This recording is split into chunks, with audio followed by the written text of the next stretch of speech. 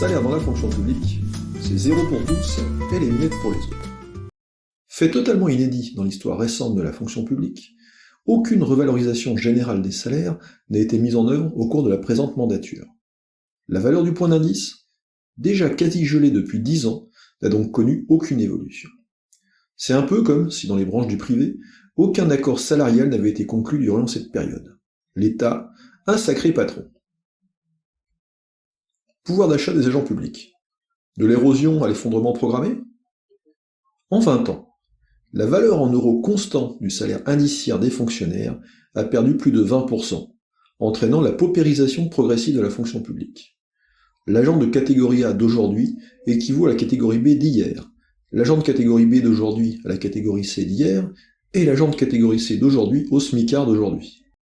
Entre 2000 et 2021, les agents publics ont perdu entre 450 et 800 euros bruts de pouvoir d'achat mensuel. Alors halte au bricolage ? Oui au dégel du point d'indice. Plutôt que de remettre de l'essence dans le moteur à attractivité de la fonction publique et à pouvoir d'achat des fonctionnaires, et plus largement des agents publics, le gouvernement actuel préfère continuer à saupoudrer des mesures ciblées en trompe-l'œil, à individualiser et donc précariser les rémunérations, voire pour le ministère de l'écologie, à mettre en place une véritable prime escroc pour ses corps techniques.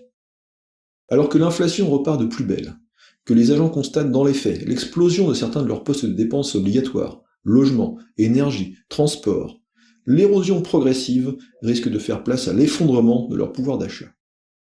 FO dénonce le bricolage mis en place par le gouvernement actuel, destiné à simplement pouvoir afficher qu'aucun fonctionnaire n'est rémunéré en dessous du SMIC.